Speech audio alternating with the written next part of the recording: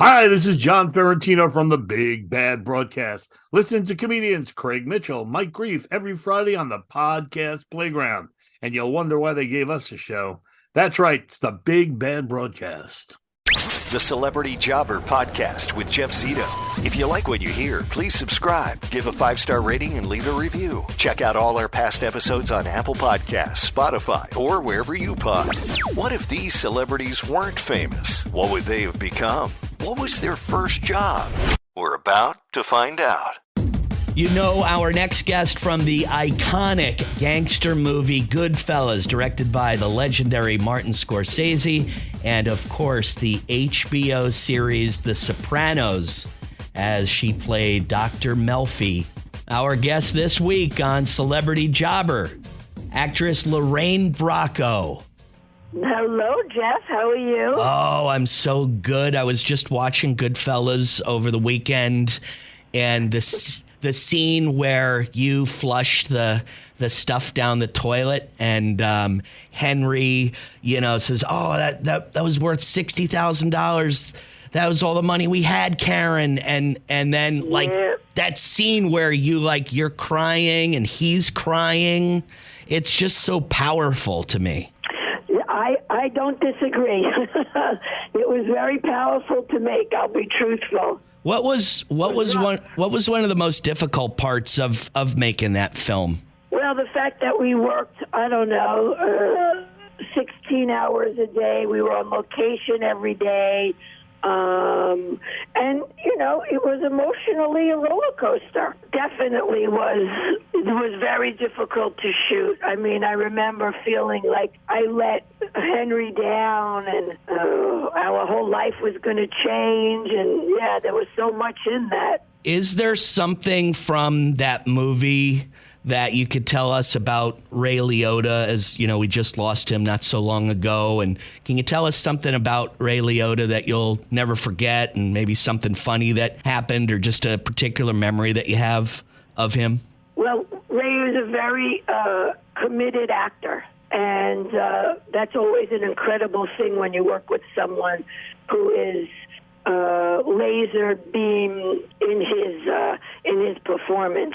That was always incredible to watch and to work with. And Ray was a very funny guy. He was charming and lovely, and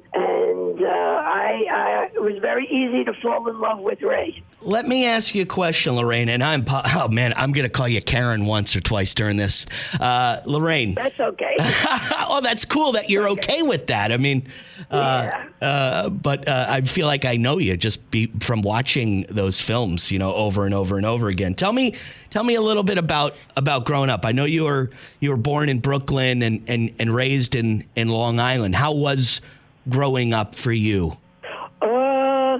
Well, my father was a fishmonger. He worked in the Fulton Fish Market, and he finally made enough money to put down on a down payment on a house for my mom and my brother and my sister. So that was a big thing. We had a lawn. I remember loving that.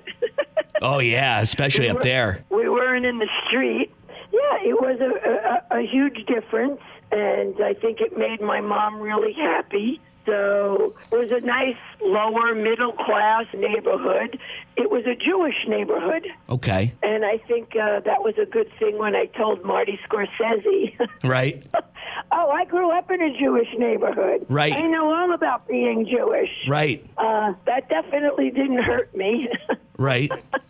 But yeah, it was, I have nothing to complain about. What was your first job? Do you remember your first job? Because I know you had a lot of jobs, and I want to get into some of those a little bit too. Babysitting job or acting job? Yeah. Before you were an actress, what was your very first job? Well, I used to babysit as a young girl growing up, but I used to model before being an actor. Yes, I heard about this. So I used to model, and I modeled for all kinds of magazines and companies, and I did when I moved to France.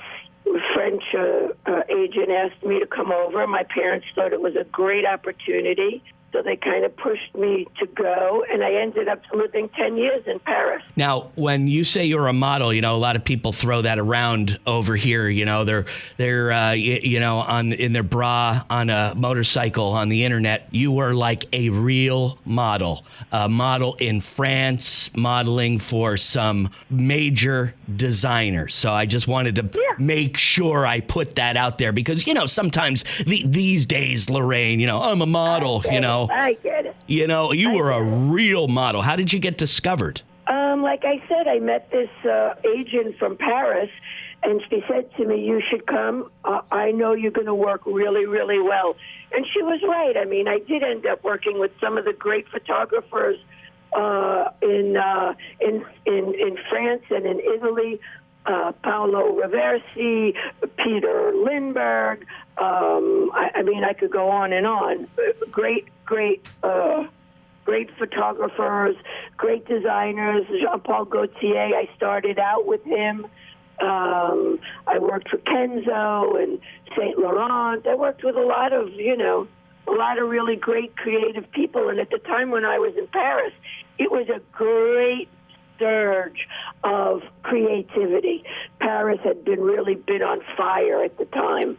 So it was exciting. It was a very exciting time. And am I correct to say that you also had a brief career in radio? Very brief. Okay. Very brief, but I did enjoy it. Oh, where was it, and how long was it for? It was only for a couple of months during the summer. In France, everybody has their 2-month vacation, and because I spoke French and English, they asked me if I would, talk on the radio about current events, and I would play Bruce Springsteen and all kinds of, great American music. Wow. Lorraine, what do you think your big break was? Do you think it happened all at once? Was it one phone call? Was it one situation? Or was it a few things that led up to your quote-unquote big break? And what do you consider your big break was?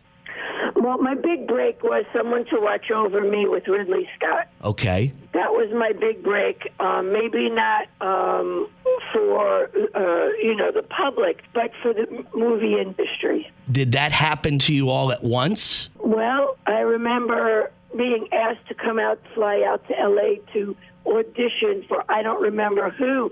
And I said, I can't do that. I have 2 kids at home. I have to make oatmeal. Right. I have to make, take the kids to school. Right. And he turned around and said, get a nanny. Really started there. After that, your life changed? Oh, yeah, my life changed, when people saw Someone to Watch Over Me in the industry, yes. Wow. Tell me a little bit about this new film, Jasir. I just watched the trailer, and it seemed like your character's like a female Archie Bunker from what I've seen, the quick 2 minutes that I've seen of it.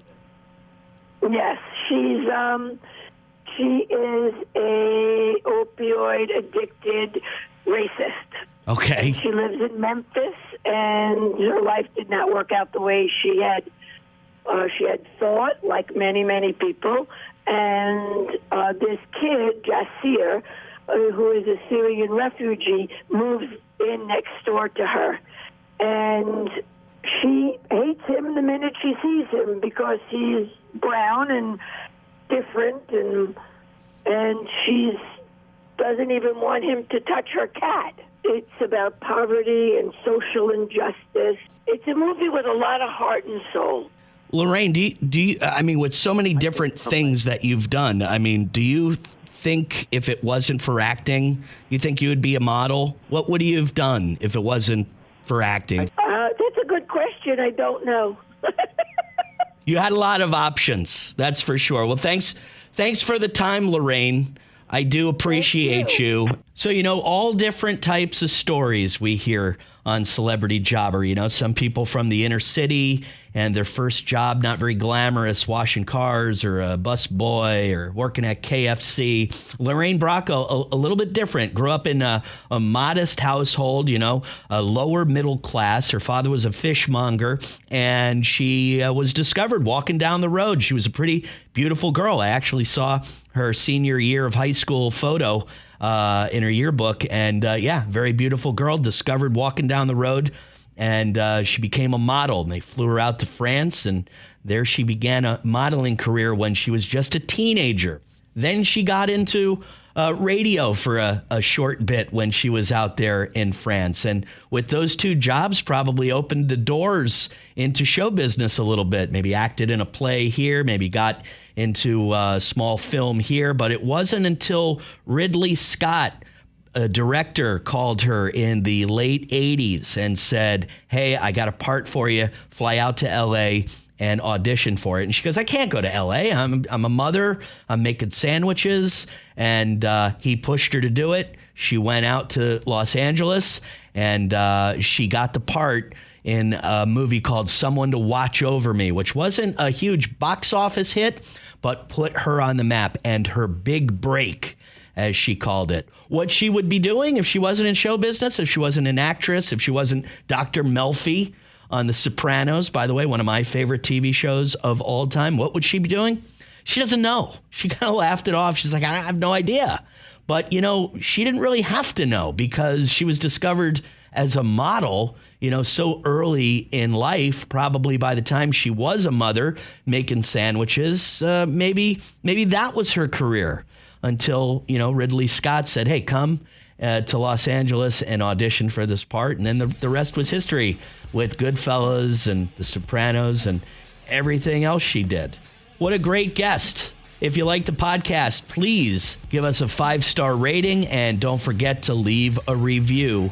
And you can check out celebrityjobber.com, where you can listen on any platform and check out all of our past episodes. Until next week, I'm Jeff Zito for the Celebrity Jobber Podcast. Thanks for listening.